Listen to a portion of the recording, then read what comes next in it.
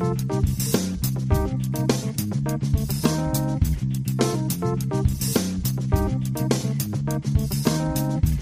183 of the TV Dudes podcast, recorded May 17th, 2018.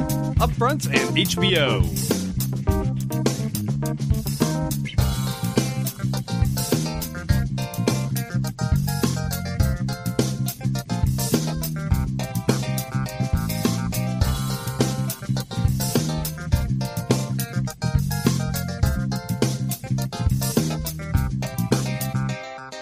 Les, it's just you and me today. What? Yeah. No one else man, in I thought the we were studio. waiting on somebody interesting to come in. No. Nobody? No interesting people on this All right. episode. Well, it's just us then. Yeah. Good. We're going to have to hold down the fort. And by that, I mean you're going to have to hold down the fort because All I'm right. also sick. So I might be coughing over here. I had a fever all day today. It's all right. I'm splayed out like Twister. I got like hands and feet on the corners of the fort. Okay, good. Yeah, we're set. You got this. You're going to hold it together. Folks, we are talking about some HBO shows that wrapped up. Barry wrapped up, as well as Silicon Valley, and we're also on the 4th episode of Westworld. So we're talking about HBO this week. For just a second, I honestly thought you were about to say, and Westworld's just wrapped up on its quarter season break, and I was just going to have to nod and go, that's probably a thing we're doing now. We're probably doing quarter seasons. They're only doing, just like quarter it's 4 seasons. episodes. We're going to wait 6 months. I didn't even know that Barry and Silicon Valley were going to wrap up in 8. Okay, yeah, I didn't know Barry had wrapped. I'm behind on it. And Silicon Valley, I did the same thing when I saw it was the season finale, and I went, what the fuck? I was like, you guys are really going big on this episode 8. You still got 2 more at least, right? No, you don't. Oh, okay. Yeah. Got it. But, folks, guess what? It is also time for Upfronts. Yes, this is the fancy word for a bunch of commercials in a row. Yes. Upfronts is when all the networks get to preview some of the shows that they've made poor decisions to go ahead and finance. So I had never, just Googled for upfronts before, separate from, you see commercials however you see commercials. But in the last 10 years of all our lives, we've all had these moments where you realize, shit, I haven't seen a commercial in a long time. I pay $2 extra for whatever. Yeah. So then you go seek out trailers, basically, for these things. If you search for upfronts, though, there's a slightly different editing style to these things sometimes, and it ends up looking like a supercut, long-form commercial that tells you way too much about the show. It's like 3 minutes, and I'm like, I can't handle this. And amount of time. they feel like the fake... Like you see where people get the format and the feel for making fake shows out of Forgetting Sarah Marshall and I think about movies where they have completely fake bullshit cop shows and stuff. And so like we were talking earlier, when I watch through a bunch of upfronts, I end up just skipping the ones that sound like an auto-generated mission state, like a joke. Yeah, it's a good call. I mean, I think I watched all except for one of them, which I just read the synopsis and I was like, fuck that, and I skipped it. There's this show on Netflix called The Sniffer, and I paused and watched the trailer for it because it's a real thing. There's a season or 2 of this, and it is straight up. It's it's a joke show. I know I've seen it as a joke on another show. It's a guy that can smell things preternaturally well. And so, he's like the mentalist or psych or whatever, but for smells. But he smells stuff? Yeah, he solves who dealt it. Oh, no. I saw the show and was like, oh, fuck, that can't be real. And that's how I feel about a third of the upfronts. All of CBS's upfronts and about a third of everyone else's. Well, we'll do a quick run through in a bit with that after we do our plugs and our news. First off, we are the TV Dudes. I'm Grant. I'm Les. And we want to say that we are proud members of the Electric Sweater Network. This is our new name for our network. We're no longer part of Permanent Record. We're Electric Sweater. I like the logo. Yeah, right? Yeah. Mike does a great job with all this stuff. It's really cool. Yeah, I dig the logo. And I actually want a sweater with that logo on. Yes. Yeah, it does. It looks like some kind of Captain Marvel type merchandise that your grandmother homemade for you. Right? Mike, make us some sweaters. It's such a good name, too. Electric Sweater. It just feels cozy. Yeah. Yeah, we are proud members of that, and you guys can go check out all the other shows that are on the network. We deal primarily in TV podcasting, so you can go check out Key and Clyde talking about This Is Us, and they also do pilot watching. You can go over and check out FemTV with Melissa Giaramonti. Yep. You can go check out the Mr. Robot O podcast that Mike does with Melissa and Ghost. Yes. Now, have you seen Rami Malek? Is that the kid from Mr. Robot? Yeah. He's about to do the Queen biopic. Yeah. That is crazy. Like, the trailer looked awesome. Yeah. I heard that they're not going to touch on the AIDS epidemic, though, at all, which seems like, seems like a weird part to leave out. Yeah. Well, But okay. yeah, for me, I sat through the trailer thinking like it's like Joaquin Phoenix. Like, you don't exactly look like the guy you're playing, but you look weird in a way that's working. Yeah. It's okay for me. Yeah. I looking saw forward it, to that. and I'm like, all right. It's hard for me to divorce that guy from the Asperger's Oh, I character can't. he plays in Mr. Robot. Any previous role, whenever I go back and go, oh my God, he's in this, and he's Mr. Robot every time, and I know. I'm I like, can't unsee him. see him at Night at the Museum as like the pharaoh or whatever. I'm like, fuck off. You're Mr. Oh Robot. shit, that's right. That's where it first happened for me, where I was like, no, fuck you. Yeah, but Les has a show on our network as well. The Good Die Young. The Good Die Young. Working on getting season 2 together for that. Awesome. So, ton of podcasts. Go check it out. electricsweater.com. Electric Sweater. And we are also on Patreon, guys. If you go to tvdudes.com or patreon.com/tvdudes, there you can make a per episode pledge. Give us $1 or $2 an episode, and we really appreciate it. It helps keep us going. And in exchange, we do bonus exclusive content. We will talk about we talked about Infinity War for the past 2 weeks, in fact. Yes. But we'll talk about stuff that doesn't fall under the umbrella of television for you guys, and we try and do that just as a little exclusive stuff to say thank you for all of you guys who are helping support our show. Patreon.com/TVDudes. All right, let's get into the news. So there is some interesting stuff that's been going on, kind of surrounding the Upfronts. What seems to coincide with the Upfronts is a bunch of cancellations in TV. Yes, well, you got to make room. Yeah. And one of the big ones that was surprising was Brooklyn Nine-Nine over on Fox. The Mick also got canceled, as well as, I don't even remember what the other show was. I'm never sure what the ratings are anymore on things. Sometimes The Mick got canceled, and that was great. Yeah, I mean, I really enjoyed the Mick, but it didn't shock me that the Mick got canceled. I mean, I feel like unless sitcoms make a splash that is just undeniable, where you can't get away from Seinfeld or you can't get away from, and even then, I don't think Seinfeld would have survived to get to that point. Right. But the Mick didn't shock me. Brooklyn Nine-Nine is not a show that I consistently watched. I think a lot of people felt that way. Yep, but I feel like I'm the only person on the planet who actively didn't think Sandberg was funny. Coming out of SNL, and so when they announced that he had a TV show, I didn't care. Well, he was annoying. Yeah, I think it took a long time for me to understand how good the rest of the cast on Brooklyn was. Yeah, and he was pretty instrumental in all of the SNL shorts and the Lonely Island stuff that they would create. So he himself can be a bit like much to take in his comedy style, but he clearly has great comedic vision for all of the other stuff they work on. I've since come to appreciate him a lot more, and I like the show. I'm glad to see it keep going. Right. But it was one of those where I just stayed off Twitter for a couple days of like, rather than chime in, so should I have been watching Brooklyn Nine-Nine? Well, it got canceled on Fox, and like 30 hours later, it got picked up by NBC. Yeah. So NBC's going to have Brooklyn Nine-Nine, and that's interesting because they also have The Good Place, and Yes. Mike Schur is producing both of these. Yes, and he has a third show he's about to do, Abby's. You do too much, Mike Schur. No, do half of NBC's programming because they don't have anything else. Well, they seem to be getting a little bit better, NBC. Like, I heard that they're no longer in last place, and The Voice is like really like, or is it The Four? I don't even know what they do now. One of those, The Voice or The Four, is like now like budget, like handling the budget for them, and so they're good to go there. But yeah, it's cool that they grabbed this show, and it gets to have a 6th season over on NBC. I hope we see some crossovers between The Good Place and this, and maybe Abby's even. Netflix might also resurrect Designated Survivor, which got canceled over at ABC. That seems weird. I mean, Why? who was I realize sometimes we get to talking about TV or somebody brings up like 5 shows in a row that I'm like, fuck, are those all on? I don't watch any of those. Yeah. Given the amount of TV we watch. But who the fuck was, I mean, Designated Survivor, I just don't, maybe I don't work in an office with a water cooler anymore, so nobody talks about this, but who the hell was watching this? I mean, old people. Old people. Old people were watching. Are they streaming Netflix? I don't know if it's going to have a good audience if My it's switched folks over still there. get DVDs mailed to them. Oh, man. So maybe there'll be a season of Designated Survivor that'll be on a 4-disc set next year. What is a years? DVD? Yeah. Right?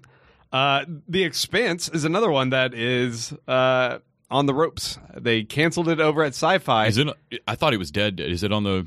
Are they maybe going to bring it back, maybe? Well, there's a bunch of fan petitions for it to be picked up by Amazon, by Netflix. I'm also seeing like a bunch of nerdy celebrities on Twitter like starting to rally around this. You got the Mythbusters guys, and you got Katie Mack and some other people. Expanse is a show that I've liked what I've seen. I've also let myself get way behind on it because it was difficult for me to watch, not having cable. Yeah. Every friend of mine that pines for like hard sci-fi loves the shit out of this show. It seems like it's really expensive, though, too. Yeah. I know a lot of other people who think it's like a snooze fest, which I suppose is why we probably don't have more hard sci-fi on television. Right. I want to see this live just because I know there's a particular niche market that puts in the hours watching every goddamn sci-fi thing that comes out, and I feel like this is their fucking reward show. Finish making it. Yeah.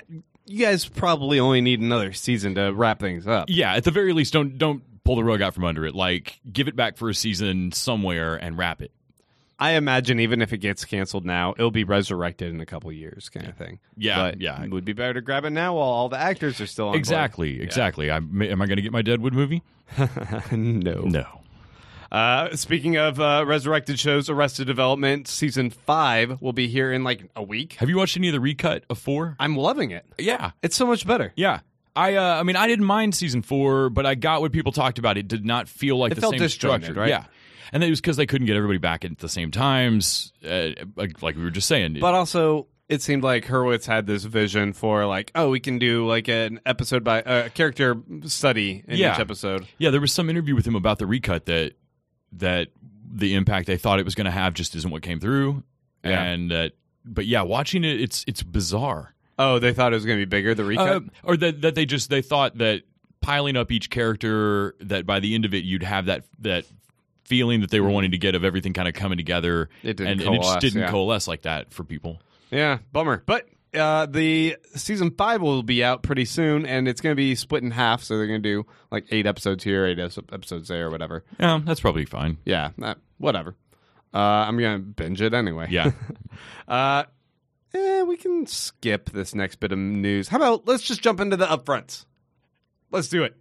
All right, Upfronts, guys. Was there nothing on there about iZombie surviving? No, did it? Yes. iZombie survived. iZombie survived.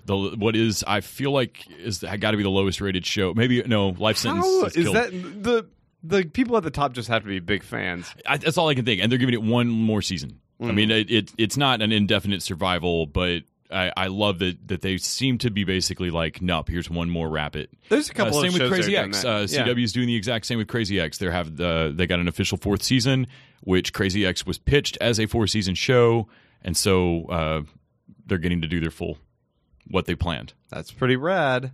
The other one I was going to skip was this story about Gotham. They're trying to do a prequel series. Oh man, about Alfred Pennyworth when he was younger. And like when the Wayne's parents, I keep Wayne hearing parents. people tell me that Gotham has somehow arced up and gotten better or something like that, and I think it's just more soap opera schlocky. I think they're fucking with me like S.H.I.E.L.D. Like it just no, it hasn't. No, it can't have. This sounds terrible. Yeah. This show. Yeah, don't do that.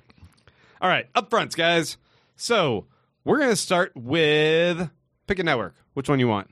Let's start with ABC. ABC. All right, ABC actually had the most trailers of any of the networks, so I guess they're really trying to put a bunch of things in there. First up, Pretty Little Liars, The Perfectionists. They're making a spin-off series about... Did you ever watch Pretty Little Liars? I've seen a few episodes of this, but I did not know that it was on ABC. I thought it was on... It seems like a CW-ish kind of trash. Yeah, but also seems kind of that Like that I don't teeny mean trash like a shitty show. I just mean lurid, like backstabbing, ABC Family devious, freeform kind of thing. Maybe. Yeah. I don't know. It's over there. I never watched the original. I have no interest in this show. Maybe it was ABC Family. It was on a freeform. That's how it's on. I don't know. Who knows? So the ABC has, the Goldbergs. They have Fresh Off the Boat. They have Blackish. So they have a good lineup of comedies right now. Then they also have that garbage called Roseanne. It's on ABC, right? That seems plausible. Anyway, they have this new show called The Kids Are All Right, which is by Tim Doyle, the guy who did like Last Man Standing, and I feel like he worked on Andy Richter versus the Universe, some different shows like that. ABC is Roseanne. So there's this show which is basically a 70s version of The Goldbergs, but with like a Catholic family.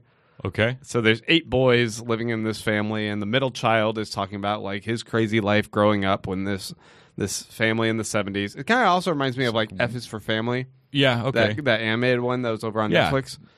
I don't know. Is that based around Bill Burr? Yeah, the F is for Family one. The Kids Are All Right. So something between Goldbergs and Wonder Years? Yeah. All right. A little bit more probably raunchier humor than the Wonder Years. Yeah. But probably in line with Goldbergs. And it shows just aren't for me. If I watch an episode of it, it's probably cute, but like all of those shows, I don't know that I've seen one complete episode of any of Blackish or Goldbergs or Fresh Off the Boat. Like, yeah. I mean, I don't doubt that they are great for what they are. That just, it's weird that they're aiming that sitcom at a thing I don't care about. Just, it's a type of sitcom I don't care about. Yeah. This is not my. I don't want a wholesome family comedy. I guess even when they get kind of raunchy, like it's weird. The ones that I love, it's off pure nostalgia. Like I don't give a shit about like a new Captain Crunch cereal coming out, but I'm cool with Crunch Berries because I had them when I was a kid. Right. I don't really want another 70s show. I'm good on that. Yeah, I watch. I will watch 70 shows reruns, but I don't give a fuck about this. Yeah, I'll watch Malcolm in the Middle. I don't need these ones. Yes, right? exactly. So The Fix is a legal drama, and I feel like that's where I could have just stopped. This looks more like more of a story than The Rookie, though. Yeah. Where at least this has, it still felt like they could have put this together from, computer assimilating bits of a spreadsheet. Like it's Robin Tunney, who you've seen her play a cop. The premise of this show is that she's returning to a case that she couldn't solve, but the way they did the trailer, and I've seen her as a cop, and I really couldn't figure out if this was supposed to be a sequel to a show I've seen her in, of like, you liked her in The Mentalist, and now watch as she catches the guy whose name you can't remember from Oz. Yeah. And it's Adewale. I'm not going to say it right. Yeah. Was he Mr. He's Echo? Adebisi. Yeah, he knew he was Mr. Echo. He's Adebisi from Oz and Mr. Echo. And I mean, it doesn't look bad. Sometimes these cop shows or procedurals like this can really catch me off guard and grab me. But I don't know, the female following, or I guess really what this looks to be is like, will they, won't they? I mean, not will they, won't they? But is she pursuing him because she's sure he did it, but this is a new murder, and so did he do it, or is she just leaning on him? She had this terrible trial and she failed, but now he may have committed another crime, so she's brought back in with her old evidence. Yeah, and because like her vendetta against you from the previous thing won't get this new trial thrown out. This is like produced or in some part associated with Marcia Clark, from the O.J. Simpson stuff. So I don't know if this is like her fantasy of taking down O.J. Okay, in that sense, this still looks terrible, but I hope it makes a fuckload of money or whatever, because I came out of all the previous years' stuff about the O.J. Simpson trial feeling really bad for Marcia Clark. Oh, yeah. She got shit on. Like, her and Lewinsky. So like if this makes her people. A couple dimes, that's great. Yeah. Whiskey Cavalier is a buddy cop action show that has an FBI agent and a CIA agent team up, but they also happen to be a divorced couple. So it's Lauren Cohan and Scott Foley, and they're going to oh my god, this fight crime together. Sounds like I should put a letter opener through my eye. This is awful. It's awful. Like, what I love is the idea of this an FBI agent and a CIA agent teaming up and then discovering that neither of them can do anything in any jurisdiction. Like, let's go over here. No, I can't do anything in that room. Like, well, then we'll go over here. No, that's domestic. I'm CIA. That's perfect. Yeah, this looks bad to me, and I don't really get the appeal. It looks like it's trying to, I guess, capitalize maybe off of the Blacklist or something. I don't know. Well, so many of these shows feel like they are purely like, let's just relaunch it and slot in new people and try it again. Yeah, because I've seen this show 5 fucking times. I think Michael Whaley was in the most recent iteration of like, he's OCD and keeps his desk clean. He's a wild cop. Yeah, this next one's called Grand Hotel, and it's got Demian Bashir in it from like The Bridge, and I don't know, you've seen him in some other stuff, but this is just like some rich Miami family living in like a penthouse hotel, and how they manage it and all the drama. It's like Dallas or some shit. I don't care. It seems like the same reason I gave the middle finger to Dynasty. Like, I just don't want to watch this. It's just a bunch of rich people and bullshit drama that I don't really identify with, and it's like a reason for all of them to shoot in Miami and have a great time while they're shooting, I guess. Yeah. I've got episodes of Magic City I haven't watched. I'll just go watch that. Yeah. Single Parents, Brad Garrett is on another show. He's on a new show every single season, I believe. He's always popping up in something. It's like Kyle Bornheimer. Like, yeah, he's the other Kyle Bornheimer. But the show's not going to survive. So this one is Single Parents, is about all these single parents that take their kids to school, and then they try to avoid any sort of responsibility. And Taron Killam, is that his name? The good dude from SNL? Yeah. Okay. He's kind of the lead in this show. He's a single parent who's also a teacher at the school, and he's like super ambitious, and he's trying to make all the other single parents like get involved and do stuff. So I guess it's just revolving around how all of them interact. It's supposed to be kind of comedic. Yeah. I might say this was the most interesting of ABC's shows to me. Is it more fun to watch these with kids? Like, if you have kids? That I have kids? No, I don't care. I mean, they're saying stuff about like being a parent, and I can't identify with the single parent experience. But yeah. It seems like I always wonder if I just don't get these because I don't have kids and I don't like being around kids and I don't really want to watch kids on TV. Right. But then when I talk to my friends that have kids and they're like, no, at the end of the day, I don't really want to watch somebody else like, womp, womp, like I just fought a kid in the bath. I don't want to sit and watch you joke about it. Fuck you. Yeah. I don't get the appeal. So, Single Parents. That one gets my most interesting of ABC These are probably lineup. all going to get 5 seasons. There's this other show called A Million Little Things, which is about like all these. Go ahead. I thought for a minute when I first saw this is going to be an adaptation of the infamous James Frey book, A Million Little Pieces. And I was like, fuck yeah, do it. But nope. A Million Little Things is like these 5 or 6 best friends who are all going through their midlife crisis. They're all miserable now, and they are all brought back together while they're at their lowest moment because one of their friends commits suicide, and like another friend is suicidal, another friend is just found out he had cancer, another one's going through a divorce, and it's just like, oh, sappy bullshit. Like 13 Reasons Why meets Grown Ups. It's just sappy, emotionally manipulative bullshit. It's This Is Us, or there's a couple other shows that this kind of reminded me of, where it's like these friends that all like have to get back together. Wasn't there that Netflix show that had just a couple episodes, and it was about like all these friends that meet up once a year, and like some of them are cheating on each other or whatever. It's like, I don't care. Yeah.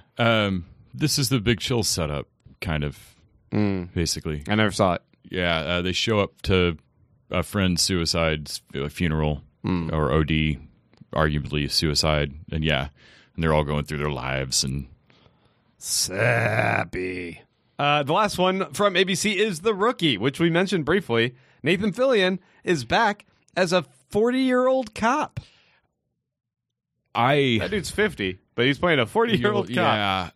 Yeah, I love Nathan Fillion. Dude is just charming. That said, the odds that this show is more than just formulaic shit is like near zero. Oh, yeah.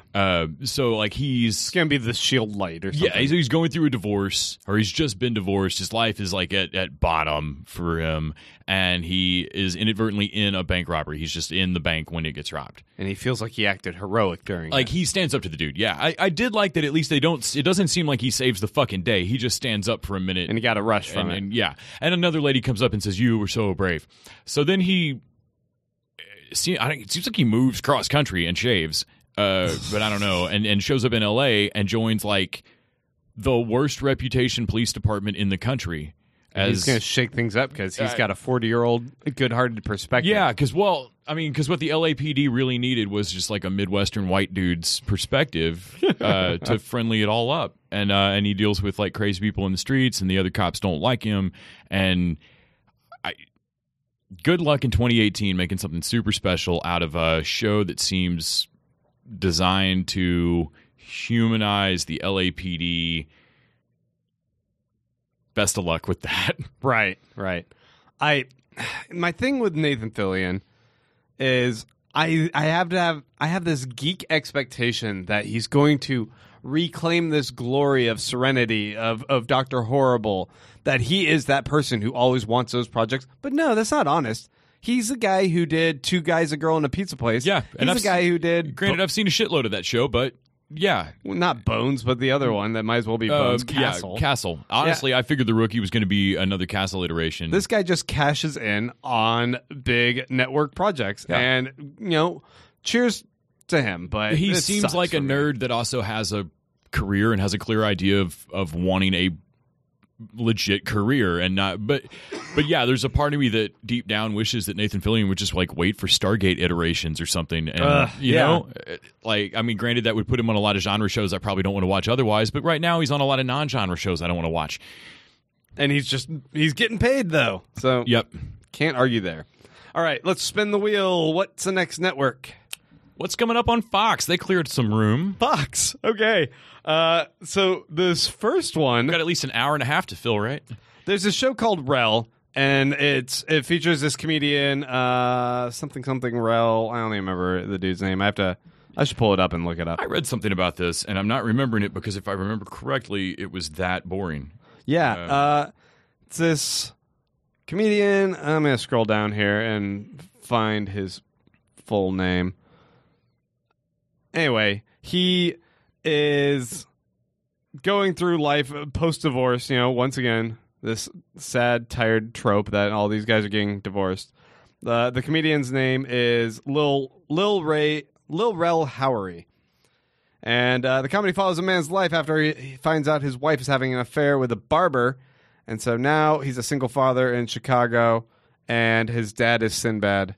Okay. And it looks not funny because it's a multicam sitcom. Yeah, his dad was Sinbad is why I just zoned out. But this dude is the brother from the Carmichael Show, and I loved him on that. Yeah. And it's got, I think Gerard Carmichael is producing it. But if that's the guy, was he the TSA agent friend in Get Out? I think so, yeah. All right. He's funny. That's more promising. I understand why they led with Sinbad in the opening sentence description that I read, but I can't do laugh tracks. As soon as I see him, yeah. I'm like, nope, fuck that show. I feel the same way about, we'll discuss Cool Kids later. Oh, let's discuss it right now. Okay, because David Alan Grier was the least funny part for me of the Carmichael Show, and that the Carmichael Show's gone, and I instead just get him. I mean, is it progress that the dad saying this shit is not just Tim Allen or Shatner? So The Cool Kids is a multicam comedy by Charlie Day, which is kind of interesting. But it's about a couple of old dudes, David Alan Grier, Martin Mull, who you would recognize. Yeah, I love Martin Mull. And Leslie Jordan, who I haven't seen in years, decades. I didn't get any vibe of Charlie Day's involvement at all off this trailer for me. I don't know. This just didn't look that... But they're a bunch of 70-year-old people living in an old folks' home that go on wacky adventures. It's like the Golden Girls, I guess. Yeah. But it was just old people that are friends, and I don't know. Yeah, they're the snobby about being old guys. It's like men of a certain age, but even older. Yes, yeah, men of an older age. Nothing about the jokes on that commercial for this looked special. No. I mean, it was all like, you sure you ought to be mixing those pills with alcohol? You know what happens when you mix those pills with alcohol? A good time. It's an empty joke. Like, that's straight up an actual joke from that commercial. Yeah. I don't know. Nothing about that screamed Charlie Day's involvement for me. I'm going to forget he's part of it. There's this show I'm just going to go ahead and mention real quick. There's one called Proven Innocent, which is just a legal drama that they try to prove people's innocence. We can just skip it I'm right picturing there. like 4 or 5 young people's heads in a sepia tone with like a scale of justice and maybe some kind of column building in the background. Nailed it. You Yeah. nailed it. I don't even... Oh, Vincent Kartheiser's in it, so that's the only other person I recognize. So he'll be slimy. Yeah. And then The Passage is the genre show that's coming out from Fox. This one is kind of peculiar because it's like The Last of Us, but with like vampire people instead of like people turning into spores. I kind of like the setup of this because it takes off of something I've seen in other vampire movies that I've always liked as a twist on it. This idea that vampirism is an inadvertent side effect of trying to cure other diseases. Yeah. And so, like, I think the premise for this is that we've been experimenting on death row inmates, and we've inadvertently created an incredibly contagious strain of vampirism in death row inmates in an attempt to cure people. But somehow Zach Morris is involved. Yeah. It looks like they have decided what they need to do is get a young girl to have this virus and a young child, and this one specifically chosen child, might be able to house the virus and defeat it because she's so young. And it's a crazy theory. They're going to go ahead and try it out, these evil scientists that want to kidnap her. So they send Mark Paul Gosselaar, Zach Morris, out as one of their agents to go get her. And he has a change of heart eventually. And so he and the little girl go on the run from people who have vampires on their payroll. Honestly, this just sounds like such a like balls out crazy potential clusterfuck that I will watch a couple of episodes. It seems the most interesting easily by Fox. Like, I'm not saying that it's going to be good, but it seems like a swing for a fence.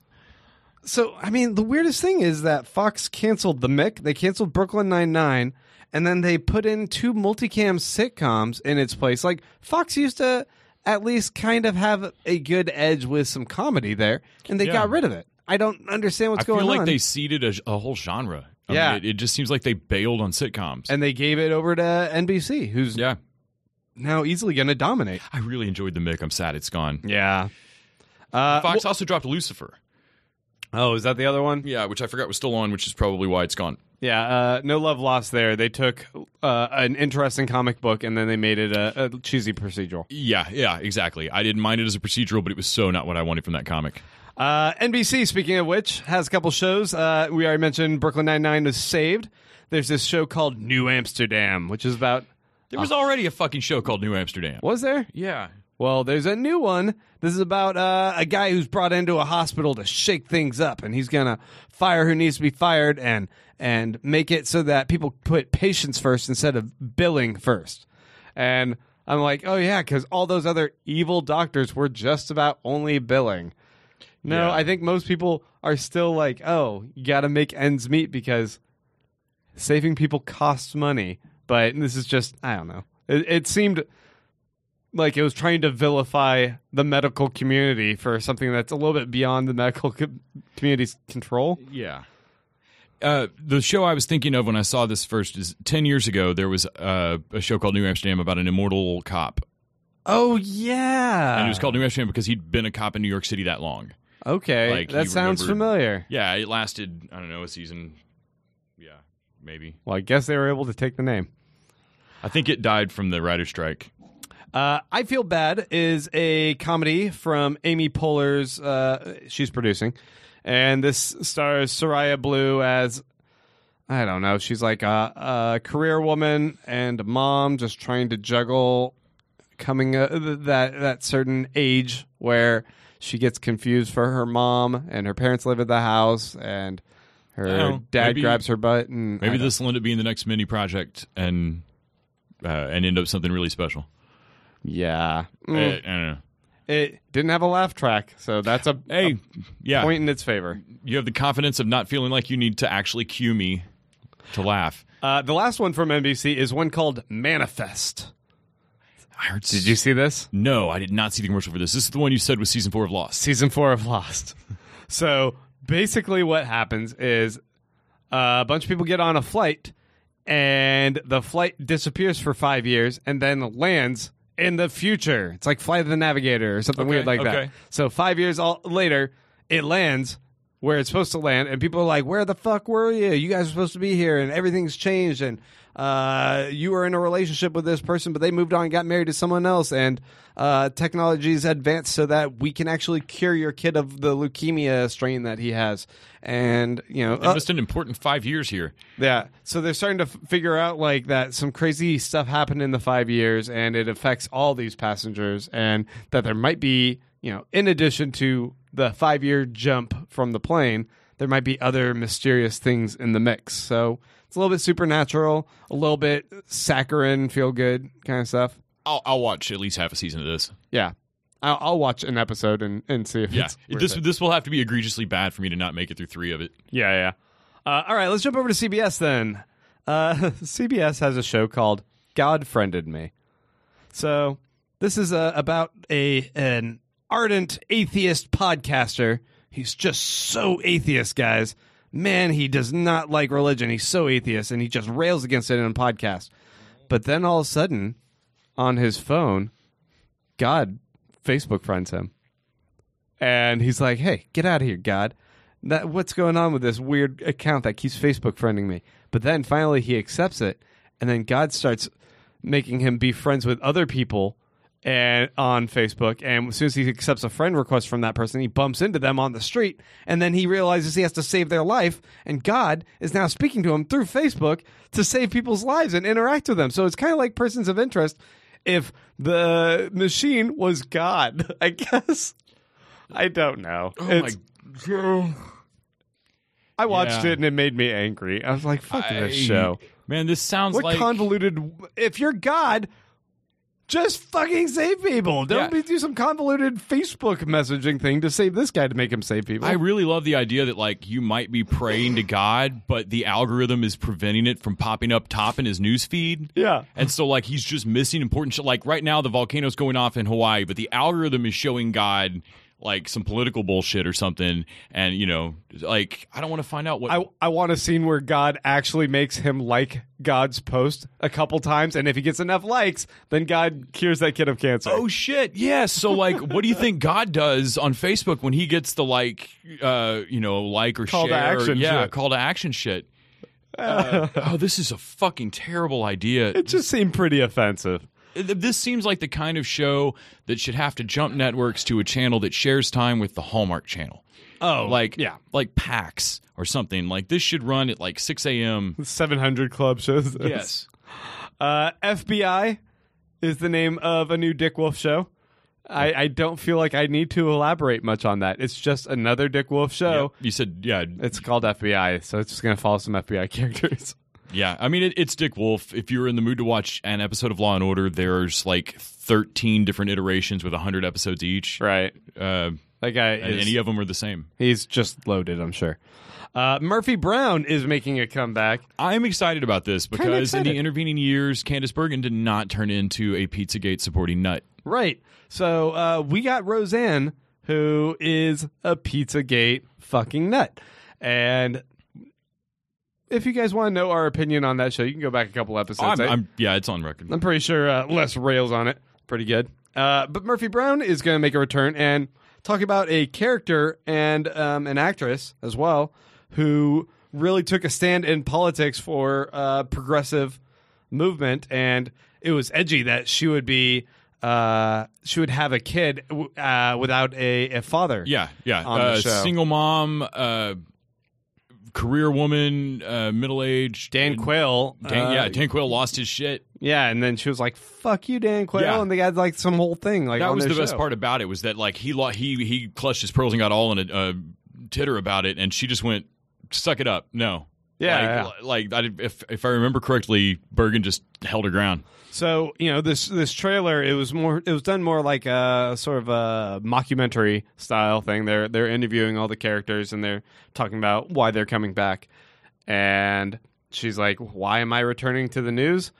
Basically because of this asshole. And like they show a picture of Trump. So she's basically now got her new foil for material. Well, yay, because I love having The Good Fight on CBS All Access, which is just The Good Wife if it focused almost solely on Trump. Okay, so there you go. And yeah. More of that.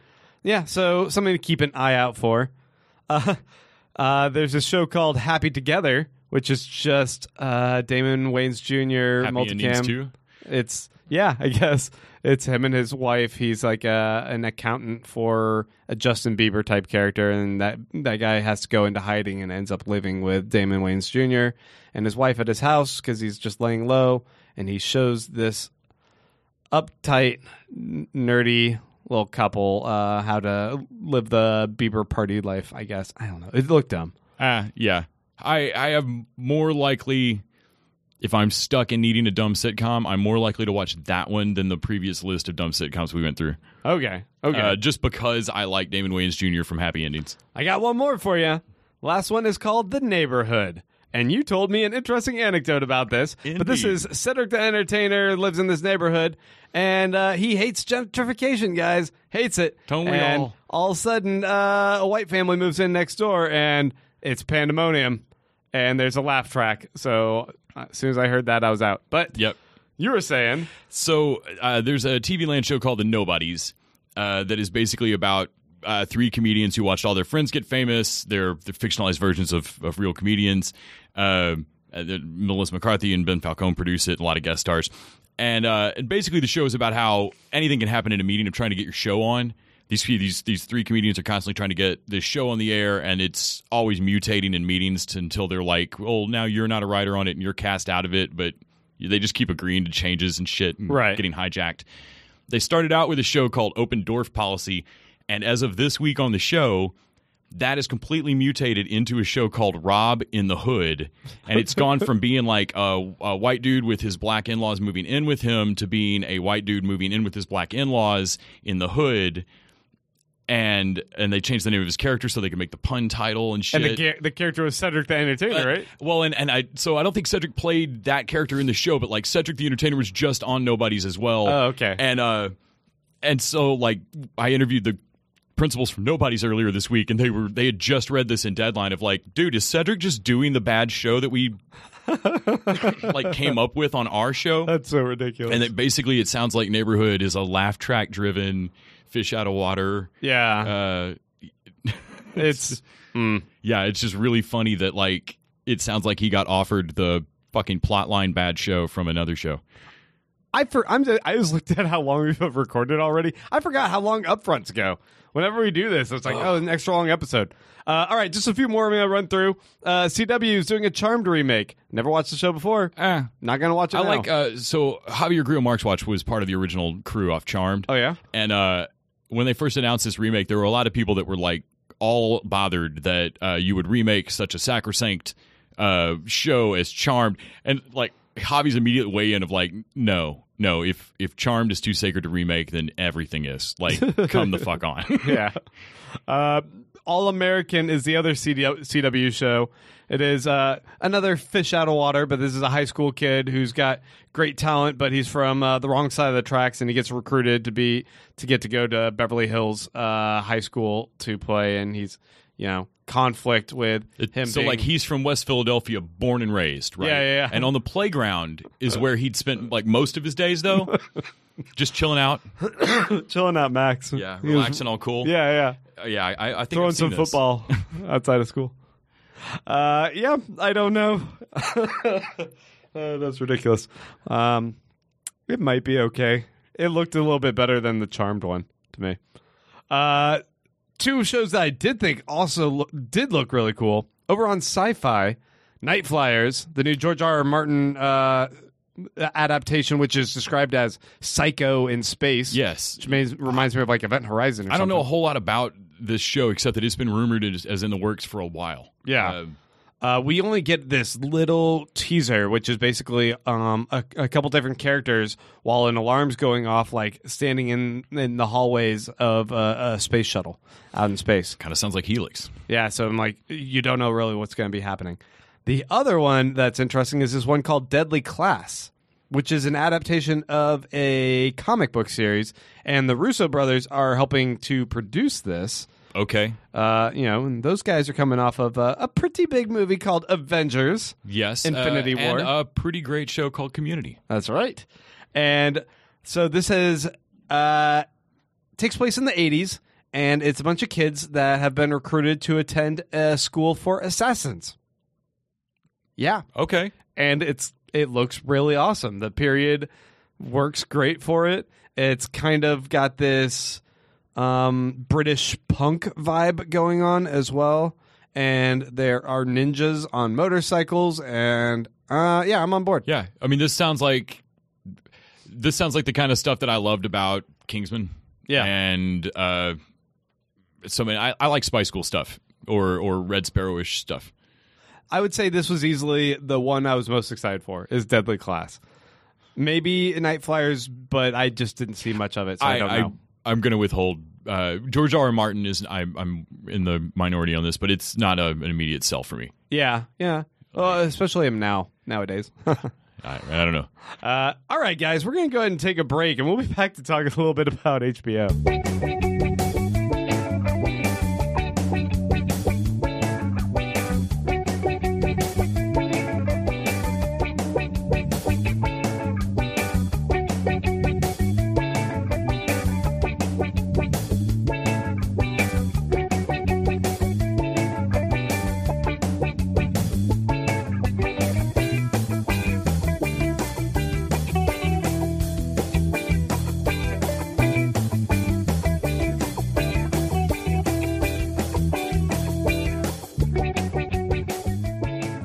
All right, guys. HBO has been wrapping up 2 of its comedies this week, and this was pretty unexpected, I think, to the both of us. I had no idea that the Silicon Valley season was this short. Yeah. Is it 8 episodes? It's only 8 episodes this season. When I've complained about this out loud, and I realize that everybody who runs television just sits by, the speaker and waits to hear what I'll say. Right. But when I was saying shorten the seasons, I was talking specifically to Netflix about Marvel shows. Oh, please, yes. And not about Silicon Valley, God damn it. Yeah, I don't understand why they would, except for maybe, without TJ Miller, how can they sustain? Just kidding. This season was great without TJ Miller. Honestly, I didn't miss Ehrlich at all. Did not need him. I loved getting Jin Yang arcing up. If anything, Jin Yang could have been in even more of the season. Yeah, he's a foil, but he's kind of lurking in the background, and they give the guys, the Pied Piper crew, some victories this season. Yes, I was very happy with that. It wraps up. There was a moment where I thought, are they about to pull the rug out from under right at the very end? Yeah, I mean they did that whole big buildup of Richard Hendricks fucked everyone over again, and if that guy had only known that he should be nice to the video game guy, yeah. But why should he? That guy screwed him over, and his. Yeah. And I like that Richard does. He doesn't learn that lesson in the moment, which would be unbelievable for his character, frankly. Right. If he had just suddenly in the hallway realized, I need to be nicer to K-Hole Games, which I still laugh at the name of that fucking K-Hole. company. Yeah. But I loved that he instead also, or along with it, he also learns a lesson about when it is appropriate to be that kind of dick in his job. Yeah. He keeps being a terrible person, terrible CEO, only because he's aiming this down. He keeps punching down with it. Another guy who's basically equal to him, who's going through something he just went through, and he says, oh, kiss my piss, fuck you. And he should be doing that kind of shit to Gavin and Lori and people like that. And then he does. I sat there for a moment going, is he handing him a piece of paper with fuck you on it, or is he... One of the things I kind of was put off by this season is Kumail Nanjiani's character. I don't know why they made him much more of a cartoon. Is this an absence of TJ Miller's character that they need him to just be much more of a petulant child about everything all the time. They weirdly humanized Guilfoyle. Yeah. Like, Guilfoyle at the end of this season actually looks over at Monica and is like, I like you as a friend. I mean, like I view you as an acceptable human, kind of. Yeah. Which is an outrageous personal growth for Guilfoyle. It is. As well as, like, him working to save the company, him being competent in everything that he does. Yeah. It's he's like a badass. And Kumal, not Kumal, but... I can't remember his character's name. His character, Dinesh. Though they do show him do some competent coding at times, they then parlay it into like 2 episodes of him being a buffoon. I mean, he really is just a near complete fuck up. And the whole Tesla thing. Like, the product placement of Tesla was fucking annoying. So there's some problems with this show. I also saw it got brought up this season that there's some stuff going on in Silicon Valley that, I mean, in real, not the show, but like in this industry that they could have touched on or could have brought up. And they didn't go there with the plot line. It's a sitcom. I get them picking and choosing like what ripped from the headlines battles to pull. I kind of thought it was fun that they went for Chinese trade copyright ripoff at all. Like an intellectual property ripoff at all. I thought that was kind of funny. But I don't know. I really, really didn't expect it to be 8 episodes. The ending also went a little bit entourage with the big win. It's like, oh, now we're big ballers and look at our office. And I'm like, all right, you guys can tone it down a little. Yeah, I do continue to love Jared, that comedian. Sadist, yeah. That dude is fucking hysterical. I don't know if he improvs half of that or what, but holy shit, that kid cracks me up. This season, particularly, watching him... I've always enjoyed the fact that he's ridiculously competent. Yeah, I mean he could single-handedly run this company other than the code, but he would, if they would just leave Jared in charge, except that he would never be in charge. He doesn't want to. He doesn't want to, adamantly. He's his continued breaking of the new assistant. Yeah, got dark. Yeah. Got weird. I don't like where they resolved it with the kid just becoming an annoying party bro. I really didn't like where they left that kid. I wish they would have had it where he was just this empty shell and he like moved about doing everything. Bidding. But him like standing on a table and going woo, I'm like, no, that's actually not the type of assistant that Richard would even appreciate. I feel like Jared would tear into that dude for being that loud and creepy. Yeah. That was weird. I feel like they took it to a strange place. I liked what they were doing. I liked the idea of Jared I think maybe away everything that wasn't his assistant, and that's they wussed out on that last call of like, where do we take him? Yeah. I would have liked to have seen him try to make another Jared. Right. Where like he gets renamed. Like, no, this isn't your name anymore. Because that kid's got like a law degree. And like it would be great to, And Jared goes into his back history that's like this weird Nazi something or other. Which in a on. previous season, I think the first time Richard ever has to share a room with Jared, he's like on bunk beds and Jared screams German and then like, so you speak German? No. What are you talking about? Like, but you do. Like, no. Yeah. Yeah. Everything about his backstory. Yeah, so, I really enjoyed the season for the most part. There's a couple flaws that I think we already pointed out. Yeah, I'm not as happy with it as previous seasons, maybe, but it's hard to judge. If you liked any of Silicon Valley, I feel like it's still going pretty well. Right. What I do need to recommend you go watch ASAP, Les, is Barry. That's the Obama. Yeah, it's about Obama as a kid. Yeah, I saw the first episode of it. It was awesome. I'm way behind on Barry. The show, the first 2 maybe, really kind of toggles between, is this a comedy? It's in a half-hour format, and it's Bill Hader, who you're used to seeing in a comedy. But no, it's actually just kind of an intense drama that has a little bit of light humor peppered in, and it's like a little bit surreal. For anyone who hasn't watched this show, is Bill Hader as this. Post he's Iraq war, Afghanistan or Iraq, and he's a vet who's got some PTSD issues, and he's also a hitman. Yeah, special set of skills, but he's kind of emotionally dead, and he gets a chance to go on a hit in L.A. and stumbles into an acting group and decides like, oh wait, this is something I really want to do. He finds people that he identifies with, and this hitman who has hid all of his emotions is suddenly having this outlet. And he's not, express at least them. in the first episode, he's not just not good in the acting class. It's spectacularly hysterically bad. Oh, he's terrible. And which is great. I mean, it's like watching someone. I'm not sure he really improves much through the season. Yeah, to me, watching him act like that was like watching somebody do their own accent badly. Like watching Hugh Laurie do an American accent doing a shitty British accent. Like watching Bill Hader like fake bad act is hysterical to me. And I think it's Henry Winkler. It's the Fonz that he's taking classes Oh man, Henry Winkler is incredible in this show. He steals the scene every time. Like him and this guy who's called NoHo Hank and North Hollywood Hank. Okay, he's this Chechen mafia like right hand man, and he's hairless. He's the guy who's bald and have eyebrows.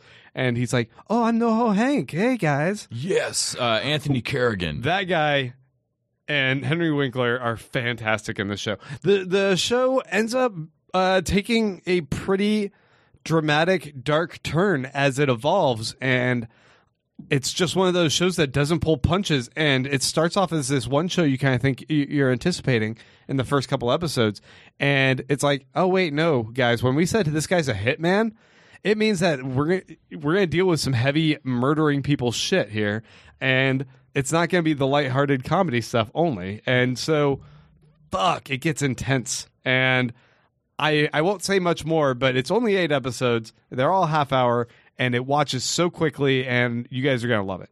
Yeah, I'll have to tear through the rest of it. Yeah, it's so worth it. Let's jump over to Westworld, which just had its 4th episode.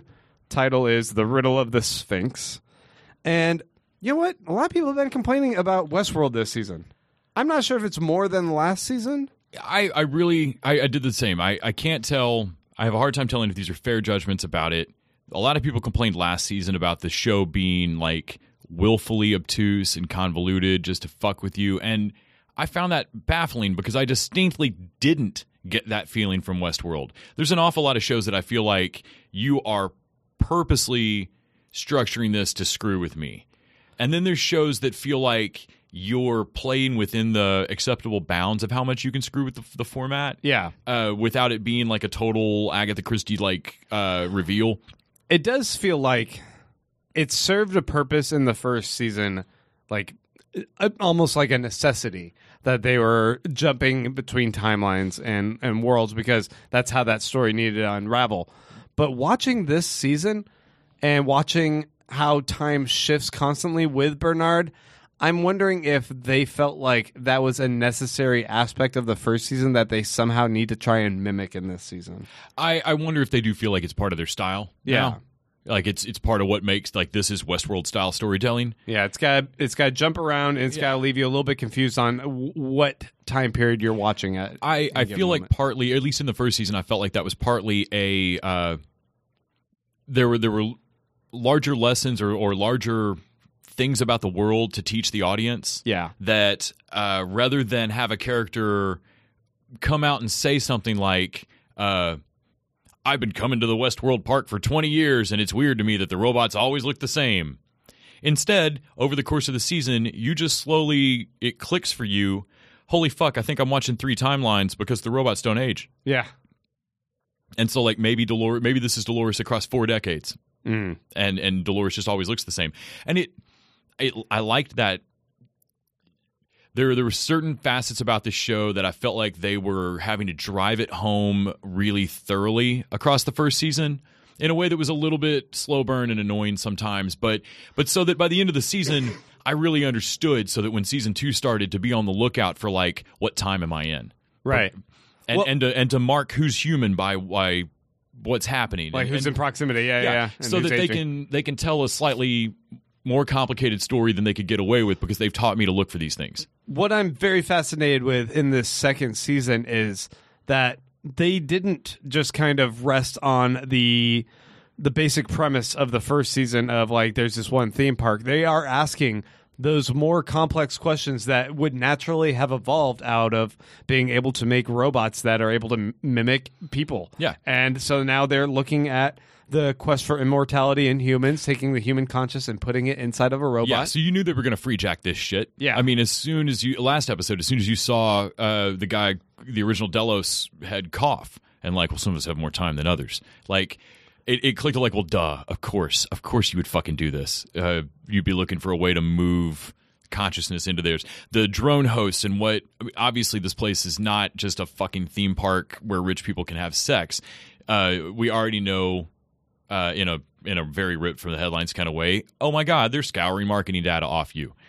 The fact, in this episode, I know that you haven't seen it, Les, so I'm not going to try and go into too much spoiler because you do really enjoy this show. Yeah.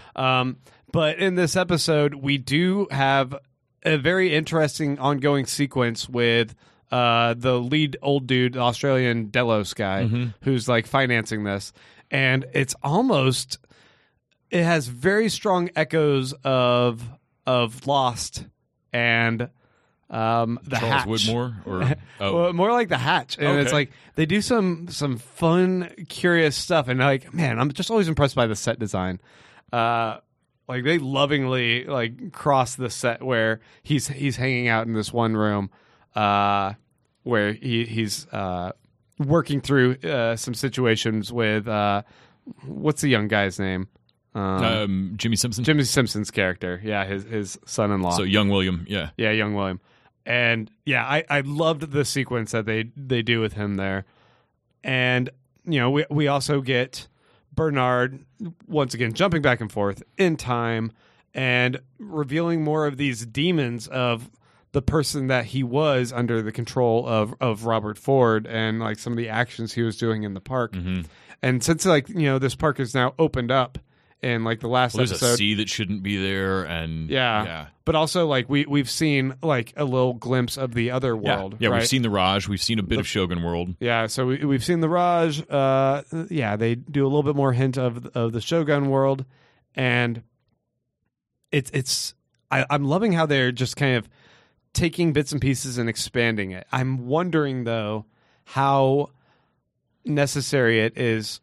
And I don't know yet because we haven't gotten to the end of the season, how necessary it is that Bernard is this unreliable narrator who's kind of losing time and jumping back and forward through it. We get a lot better example of that in this episode where he even recognizes that he's out of the time loop and he's a passive observer in one of his previous memories. And that's one of the first times I've seen that where he goes, oh, you're not actually here. I'm just trapped in this memory of what happened. The same way that I feel like they were slowly like teaching a thorough lesson about how these robots don't age and to watch your timelines in the first season, I feel like now this season they're taking that a step further and reminding us constantly with Bernard that because of the way they handle memories, that everything is in the present in a way. Yes, for them. So because they Felix says that to they have perfect recall. Maeve. In the first season, that like she's like, "What the fuck just happened? Where was I?" And like, okay, well, my memories are fuzzy, and it's part of how I know they're in the past. Your memories are so crisp that if you slip into a memory, it's like a fugue state, and you're there. And so like in the first season, there's a moment where you realize, shit, I should be watching for 3 timelines, but you still are assuming when you jump to a timeline that you are watching those people experience those actions in their present moment. Yeah. I feel like in season 2 now, they're drilling home that same kind of thorough lesson, but with the reminder that those timelines can all just be memories. And that's what we're seeing. And now we're seeing that like sometimes he can't even interact with his memory because his mind is trapped you're in the present moment, yeah. but you're actually watching a movie of the present moment. And that would be the moment where you realize, fuck, how long ago was this memory? What's really happening right now? Yeah. That's what keeps happening with him. And I feel like if they had done that in the first few episodes of the first season, I wouldn't even have the language to fucking follow it and figure out what's going on. Right. And that stuff like that, I realize is part of what's going to make people like pull their hair out and go, fuck Westworld, this is being needlessly obtuse.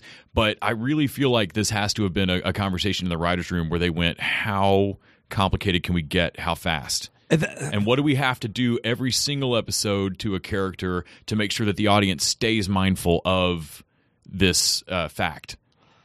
This is a show that, isn't going to hand things out simply to you. You have to do your homework for this show. And I love and appreciate that. I'm also just nervous that HBO has really backed this horse, pun intended. And I'm now a little bit worried just because I hear it from so many people who I even thought were like big viewers of this show that's like, this is too much. It's hard for me to get into. It's too convoluted at this point. I do worry that I'm going to end up carnivaled on this and that HBO is just not going to be able to back it, that there will be to reach back on Silicon Valley, there'll be a 51% moment where more than enough people will not care about how interesting this is for long enough to get to where it's so brilliant. Go. It needs to it's like all those concepts that happened in Dollhouse that you're like, please explore that, and they never did. Yeah, well, and there was a moment watching Dollhouse where you realize like, fuck, this show has a ceiling where you're not going to explore these concepts to the high. Like they even talked about in Dollhouse that they were trapped in doing the formulaic thing for at least the first half of the season because they wouldn't let them do the show unless they had some sort of rhythm there. Whereas Westworld is HBO backing the higher concepts from these same writers coming off of Person of Interest. And I mean, Jonathan Nolan did that as well.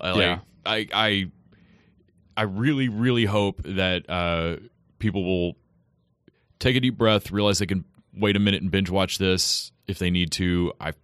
And please stick with Westworld. I'm loving the fuck out of this show. If you guys are having trouble following it, please go to like Reddit/r/Westworld and like follow some of those threads where people are like starting to explain things. I hate Facebook, but I am willing to engage. If people just want to ask for Westworld to be pedantically explained to them, I will be a dick and totally. I will be really nice and explain Westworld politely.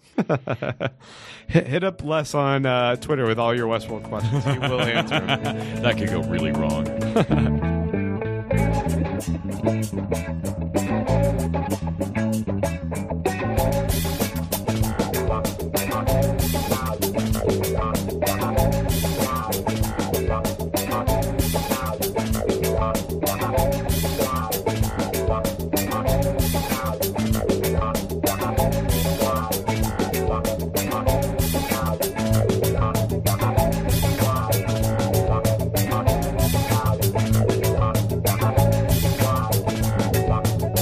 Question time. If you guys like us on Facebook.com/TV Dudes, once a week we put up a little post and you guys can ask us whatever you would like.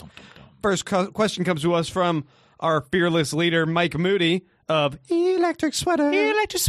He says, y'all like that, Barry? Yeah, I do. And Les is going to watch it. You should listen to the previous segment. I don't know why you jumped all the way over to questions. Fine, what the fuck, man? Listen to this episode linearly, Mike. Jeez. All right, Jonathan Huffnagel says, Dear TV Dudes, recently I've been on a nostalgia binge, trying to see what cartoons hold up or not, and which have at least some value. While some good shows like Cyber 6 have aged like a fine wine, Beast Wars has aged like a warm beer. I remember being better by the end half, though I've committed to watching the whole thing, and I hope my nostalgia memory does not let me down. I'm old. Beast Wars is a Transformer cartoon that started after what I would consider nostalgic Transformers. Jonathan Huffnagel's younger than us. Yeah. What cartoons did you love but now fear to watch for risk of contaminating your happy memories? What cartoons did you rewatch that let you down and which held up despite some aspects not aging well? Also, what are some more obscure cartoons you have nostalgia for that may not be well known or remembered by most others? Cartoons, Les.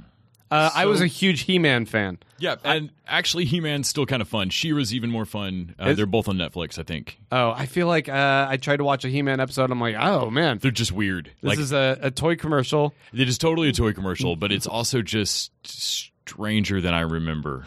I tried to watch the old X-Men cartoons that were on like Fox. The 90s ones? Yeah, the 90s ones. Those and Spider-Man. And one time I hated the animation of those in the 90s. I got high and watched it, and I was like, I don't remember this episode being so choppy. Why is the animation so bad? But that's because we've evolved since then. Well, animation's great. X-Men Evolution looked better, but wasn't the X-Men comic plot lines I liked. Was that the one where X-Men and Wolverine and the X-Men was good. Wolverine and the X-Men was good. Yeah. I liked it, and X-Men Evolution looks real similar to it. It has that Jackie Chan Adventures kind of animation style. Right. As far as like older cartoons that I've gone back and watched, Dungeons and Dragons still holds up for me. Yeah. I still like that cartoon. Galaxy High. Oh man, Galaxy High. If there's one I would recommend, it's an obscure cartoon to go check out. Galaxy High. I think you can look it up on YouTube. There's several episodes on YouTube. Kid Video is also on YouTube. I've never heard of Kid Video. Kid Video is fucking terrible, and I love it. It's a band that was put together specifically for this cartoon, I think. And they get pulled like an AHA video style, like they get pulled into like a mirror into like a Mojoverse, basically. Okay. And there's this guy, Master Blaster, that kidnaps musicians from our world, pulls them into his world, and Master Blaster. Yep. And steals their music. So like in the first episode, it's like a Lionel Richie song and something else. But like every episode, basically like there's like cover songs, and it was absolutely weird. Ran in the early '80s, and those are on YouTube as well. There was this is more of a game show, but there was one where these kids would compete for Nintendo games, and at the end, I remember they would wear a Velcro suit and get to run down like Blockbuster-esque aisles of games. I remember that. Take the games and stick them to their clothes, and I was like, "This is the greatest thing I've ever seen." I could win the fuck out of that. Yes. I would love to do that. I remember that. It's like Supermarket Sweep, but for video games. You remember going to Blockbuster and just getting video games? One more. I kind of want to go to Alaska to go to a Blockbuster. That's the level of nerd hiking.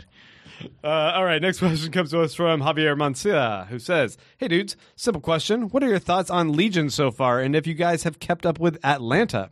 Legion this season for me has been one of those that at first doesn't go down entirely well. It comes off very obtuse, but after rewatching these past few episodes, it's been magnificent. The most recent episode with the multiple Davids was outstanding. And Atlanta has been fantastic with the Oktoberfest episode, the Barber episode, and the Out of the World Teddy Perkins episode being standouts. Thanks, dudes, and keep on keeping on." I am way behind on both those because they are they have found themselves on the channels that I just can't watch without some actual pain in my ass. Okay, I need to hook you up with that. Yeah, because It's on FX. stuff that's on just cable, like if they're just going to be dicks and not be on Hulu or Netflix or. I thought I gave you access. Maybe I didn't. Yeah, it doesn't work. It keeps booting me out. I'll have to double check it. I have caught up with Atlanta. Oh man, I'm gonna mess up his name. Brian Henry. Tyree Henry. Henry Tyree. Tyree. Anyway, Paperboy. He is so fantastic this season, and there's an episode where he gets jumped by these kids and goes running. Brian Tyree Henry. He goes running through the woods, and it is such a great episode. He's so amazing in this season, and I mean all of the cast is so great, and I can't believe the show that introduced me to Lakeith Stanfield. Yeah, I will love that actor for the rest of his fucking career. I mean, that guy has so much goodwill to burn right now with me. This young up and coming Donald Glover seems to be pretty good. Yes, I was actually taking over the world today. He's playing ACL Fest this year, and the last time I went to ACL Fest, nobody knew who the fuck Childish Gambino was. Yeah, I'm going this year, so I'm gonna check that out. Legion is another show like Westworld that's very cerebral and super surreal, that one, and I enjoy it, but it's one of those that I need to watch a couple episodes in a row. I need to like take a break and then binge through a bunch. I can't just like go week to week because I feel like it's I need to be in a mindset for the mind fuck that's going on. So the fucked up Adult Swim thing I was telling you about earlier, I got to interview Brian Husky about the sequel to Mr. Neighbor's House that's coming out. It reminded me of like if Legion were like a sitcom, like if Legion were going to be like a Too Many Cook or Eight Is Enough, like, or something like that. Like where I was watching it going, like we were saying about Westworld, I was watching it going, you can walk this comedy this far out onto this ledge because I've seen Legion. Yeah. And so I have some language for the level of mental illness that you're describing here. Because it really does, it felt more than anything like season 1 of Legion very much prepared me to watch this fucked up Adult Swim thing that's coming out. So I'm looking forward to catching up on Legion. Yeah. But I can definitely believe that it's a mindfuck that's obtuse. We're going to fix this as soon as we're done with this episode. You're going to have access. Sweet. Kobe Clark says, "Hey, dudes, I just want to get your thoughts on Fox's excuse for canceling Brooklyn Nine-Nine. Basically, they said the show, cast, and creators were so great that because of football, they didn't have a great spot to air it. So they canceled it. That's like buying a brand new 4K TV, but you don't have the perfect wall to mount it on, so you just set it on fire in the driveway." No, I mean, I love you, and I have to break up with you because you're just so hot and sexy and awesome. Like, if you're too good to me. Right. Like, I mean, I'm sorry, but that is a total, like, it's not you, it's me bullshit excuse to break up with the fucking show. Like, yeah, that's own up to whatever it was. Didn't like they have some bad relationship with someone? Yeah. It seemed like they were happy that NBC did pick it up. Yeah, because it just seems odd that. I mean, that almost seems so mealy-mouthed as to be like, are you guys afraid of the fans, but you don't like the show, but you're still going to you're still going to cancel it, but you don't want to insult the fans by saying that you don't like it? Yeah. What the fuck? Bullshit. Yeah, I'm calling bullshit on that. Jonathan After Michael says, "Hi, dudes. Do you think that the police procedurals have an influence on people's perceptions of the police?" Yes. Seeing many shows of detectives and officers pushing the limits of the law to get the bad guy. Oh, and those fucking rat squad motherfuckers from Internal Affairs that are always coming down on good cops that are just trying to... I mean, they know that guy did it. Man, fucking IA, lay off. Dude, because that guy needs to get that gangbanger. There's tons of scholarly articles and shit about how IA is always shown as the like stepping on the neck of this good cop that's trying to get it done. Like it fucks up perspective on. It's part of why I love Nathan Fillion, and I'll stop short of saying that The Rookie is like an out and out bad idea. Yeah, but it's a fucking bad idea. Like shows like it that seems pretty tone deaf. Yeah, and I feel like shows like that inadvertently have an agenda about trying to sell me on the idea that cops are just officer friendly if you just understand where they're coming from. Yeah, it's some bullshit. We're with you on this, so Jonathan. yes, I think it does. Yeah. Alec Miracle says, "Dudes, I just finished 6 Feet Under. Holy crap!" Oh man! As you already have been told, I don't binge, and I'm glad I didn't because I've absorbed this beautiful show for 2 years, taking my time with every death. I want to know what his programming schedule is. If he's not binging, like I assume that there's like a chart in his house, like a chore chart of like the greatest television schedule that's ever been made. Like one really sweet channel that dude watches, right? Must go watch only one episode. Must have this piecemeal. Man, that's just like 2 depressing years then, dude, to do that. Fuck. Man, that show messed me up. I binged that over like a week, and I remember just being sad for like a month after. Anyway, he says... I even remembered every single name that appears in the white background on the screen. Just kidding. Can you imagine? Oh, shit. I don't know if it will surpass The Sopranos as my number 5 series of all time, but wow, I'm still in shock. Anyways, no question. I just thought I'd share that with you guys. It surpassed Sopranos for me. I love 6 Feet Under. Yeah. 6 Feet, Sopranos has some problems with a couple seasons, especially this last few. Mm-hmm. 6 Feet Under never had a full drag season for me that just slowed down. Not at all. Yeah. Stephen Young says, "Hey, TV dudes, with Rick and Morty renewed for 70 more episodes." Oh, yeah, I forgot to mention that.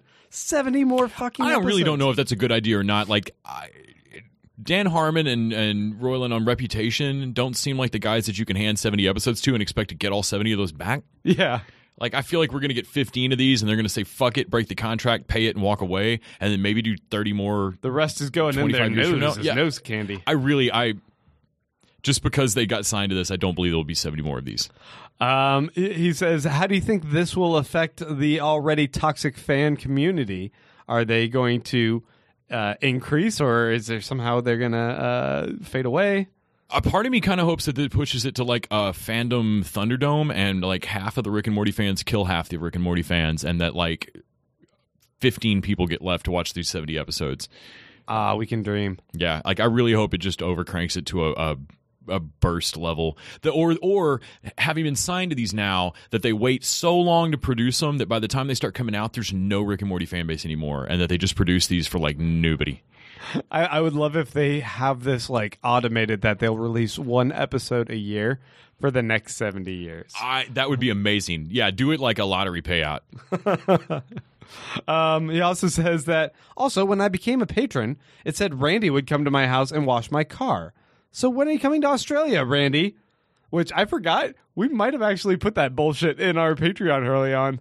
We were like, what is this like? You can put whatever bullshit awards on here? All right. I hope I removed it since then. A lot more people are going to have to donate, but we can make this happen. Yeah, I feel like Randy should go wash your car either way. Yes. I wish he was here to hear this and be put on the spot. Yes. Yeah. All right, last question comes to us from Kyle Volta, who says, hey, TV dudes, what would you say the various networks were best at? For example, Sci-Fi is best at getting rid of actually good science fiction shows in favor of lame B movies, where the joke was tired after the first installment.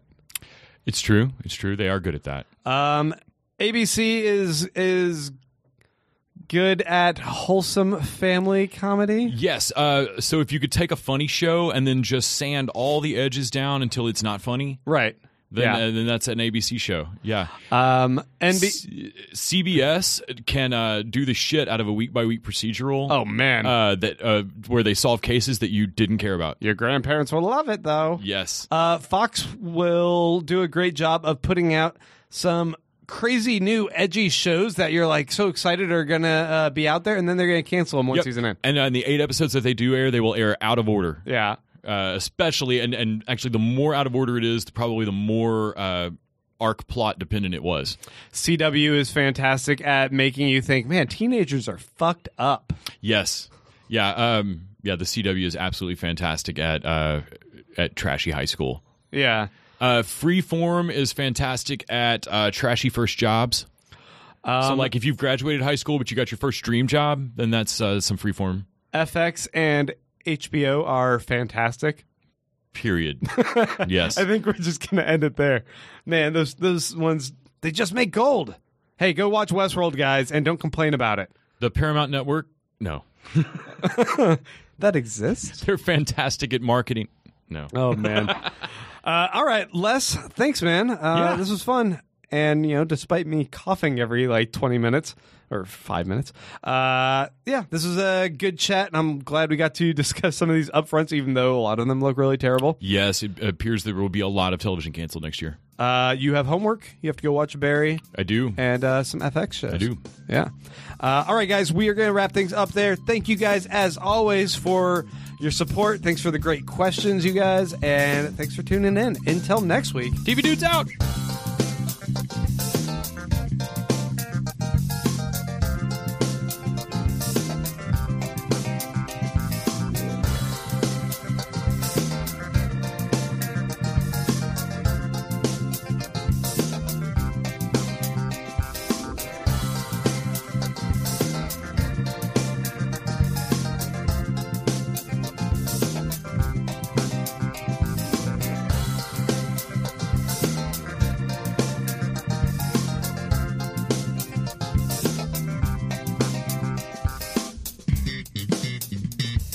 The TV Dudes is an independently run podcast and a member of the Electric Sweater Podcast Network. We are exclusively listener supported. If you'd like to help us out, go to patreon.com/tvdudes. You can like us on Facebook and Twitter @TV Dudes. All the music for our show is by our friend and original TV dude, Gregory J. Amani Smith. To find out more about us, go to thetvdudes.com and electricsweater.com.